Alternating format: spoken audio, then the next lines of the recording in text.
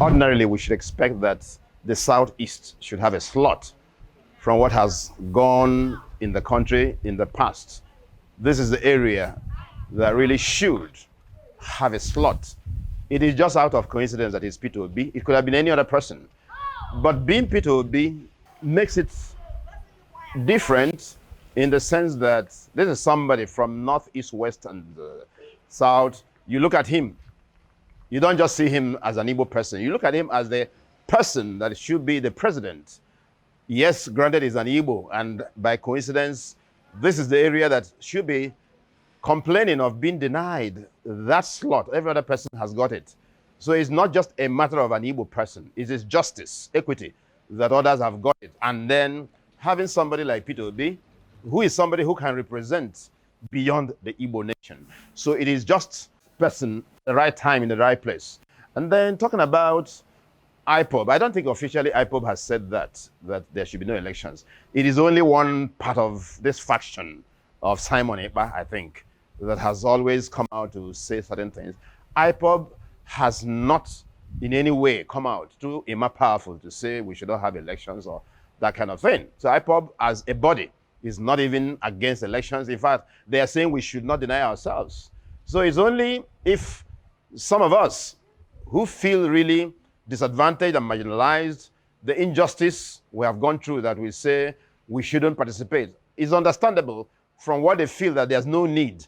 But understandable as it is, it doesn't make sense for us to simply shut ourselves out and make it very easy for those we don't think should even be there to have it. So if we want this person we think is our own person to have it, then we should come out en masse and we should appeal to whoever, in whatever name, if by any chance we mention IPOB or any other person. We want to appeal that they should allow our people to go and vote. Let us see what it is. If we do it and it doesn't get to Peter Obi, we see what next will come out of it. But we want to believe that this is the person that is supposed to be there. Nigeria is an ethnicity with diverse things and diverse views and diverse religion and diverse this and that, you know, but not united because they are diverse religion, as if to say that by diverse religion now you are trying to say Muslims are not united with Catholics or Christians or Protestants or this because they are Muslims and because they are Christians. It's not true. Even among the Christians, are they united? So the issue is not about, that for me, the issue is not about religion. I wouldn't want to be hearing about any religion or any tribe or ethnicity, but these are all blessings. Don't get me wrong. These are all blessings, packages that are before us. But the proper utilization of these have kind of eluded us because of the mindset of our people, who seem to have been aristocrated, who seem to have been favored by, you know, one thing or the other, suppressing and oppressing and repressing the goods and the blessings that's supposed to reach the poor and the marginalized, every entity, every person in Nigeria. This is what is lacking, and we don't need that. We don't need that kind of leadership. So we need a new breed of leaders. And that new breed of leaders, you cannot get them all at the same time.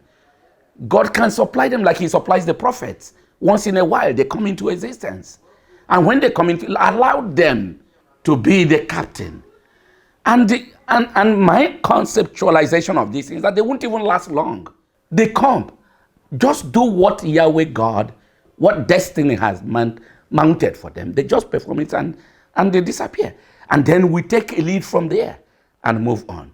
So I submit that the IPOB, the Boko Harams, the Niger militants, the herdsmen, because it's not just the East that has the problem of not coming out and this and that. We know that some local governments in the North are not going to have election. We know that. But I'm praying that every aspect of Nigeria would see the value to nominate, to vote, to come out in their multitude, massiveness, and vote this particular agent of liberation of Nigerian people. Nigeria is, if you have money, you share the money and people will just vote for you. It doesn't matter whether you have the skills, it doesn't matter whether you can deliver. And even if you don't win the election, they rig the election to your favor. leaders need to be held accountable by the followers.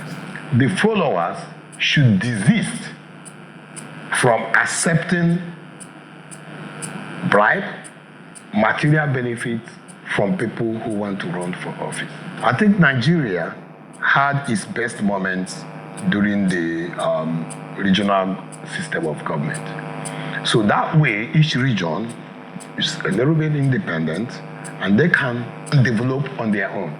The mistake that was made in this country is when they centralized everything. Everybody is now looking towards the center and everybody wants to get a share of the national cake. Usually, the regions should have been independent and then they can send money to fund the center instead of the other way. So even if there are resources from each region, those resources are taken to the center and then you get a share of the resources. That does not give room for people to get their best potential. And that does not allow for the regions to develop themselves. And that's the beginning of the challenges of Nigeria, and that's the beginning of corruption.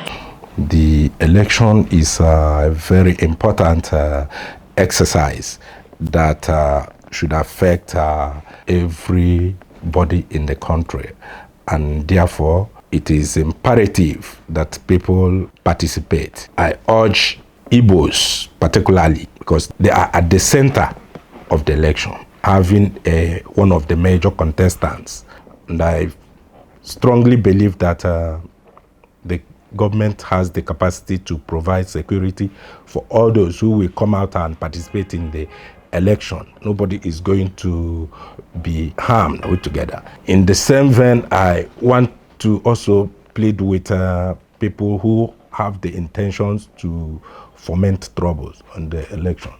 We are not likely to see northerners or people from the other parts of the country coming to make troubles. It must be people around. So we want them to sheath their sword.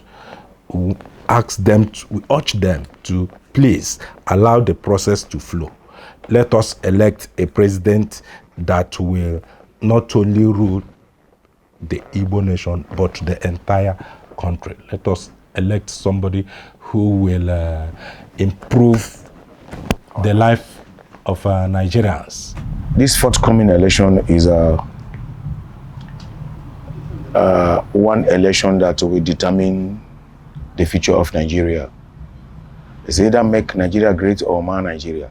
In fact, Nigerian youth generally, across board, from different regions, ethnic nationalities, political associations, are so much interested in participating in this forthcoming election. And one can say that 3 political parties are the ones that are in the race for the presidency: the Labour Party, the People's Democratic Party, and the All Progressive Congress. Among these 3, one is from the Igbo extraction, who is Mr. P. Toby of the Labour Party.